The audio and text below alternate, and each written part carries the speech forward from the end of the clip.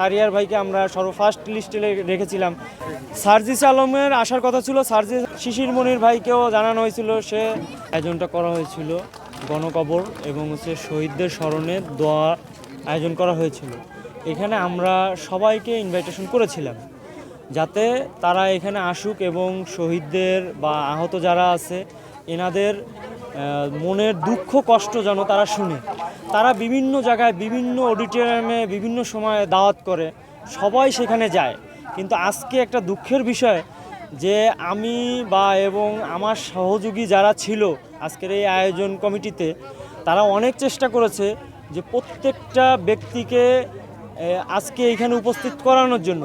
তারা আমাদেরকে কনফার্মও করেছিল যে তারা এখানে উপস্থিত থাকবে। আমি যদি প্রথম থেকে যদি বলি, শাহরিয়ার ভাইকে আমরা সর্বফার্স্ট লিস্টে রেখেছিলাম, সে আমাকে নিজেই কনফার্ম করেছিল, বলছিল যে সে আজকে উপস্থিত থাকবে এবং শহীদদের কথা শুনবে এবং আহতদের কথা শুনবে এবং তার নিজের বক্তব্য সে প্রকাশ করবে। তাই সে আসে নাই।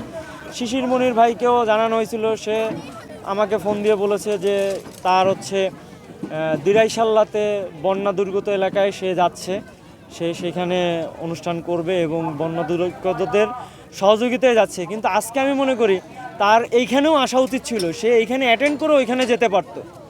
তা আমি সবাইকে বলতে চাই, এরকম অনেকেই আছে আমাদের লিস্টে যে তাদেরকে আজকে এই জায়গায় আমন্ত্রণ করা হয়েছিল, কিন্তু দুঃখের বিষয় আমি শহীদদেরকে বলেছিলাম যে তারা সবাই আমাদেরকে বলেছে যে তারা আসবে এবং আমাদের এইখানে আমরা কোনো স্টেজও করি নাই। কিসের জন্য?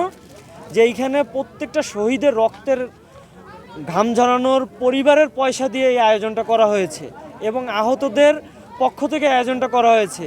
আমরা কোনো শো অফ করার জন্য এখানে আসি নাই। আমরা তাদেরকে চেয়েছিলাম তারা আসতো, সবার কথা শুনতো এবং তাদের মনোভাব তারা জাতির কাছে এবং জাতিসংঘের কাছে তুলে ধরতো, কিন্তু তারা এখানে আসে নাই। আমি বলতে চাই যে তারা এসি রুমের ভিতরে ডাকবে আর শহীদরা বারে বারে যাবে, এই জিনিসগুলো তারা যেন অ্যাভয়েড করে এবং আমরাও চাইবো নেক্সট টাইম থেকে যে শহীদ ফ্যামিলিদেরকে ডাকবে আর আমরা চলে যাব, আমরাও বিবেচনা করব যে আমাদের প্রোগ্রামে আমরা তাদেরকে ডেকেছিলাম, তাদেরকে আমরা পাইনি। তো তাদেরকে এবার আমাদেরকে কোনো আমন্ত্রণ করতে হলে বুঝে শুনে আমাদেরকে আমন্ত্রণ করতে হবে যে আসলে আমরা যাব কি যাব না। সার্জিস আলমের আসার কথা ছিল, সার্জিস আলম বলেছে যে সে গতকালকে রংপুর গিয়েছিল আবু সাঈদের, সে তার নিজের ভাই বেরাদার বৈষম্যর সেটা সে ঠিকই পালন করে আসছে।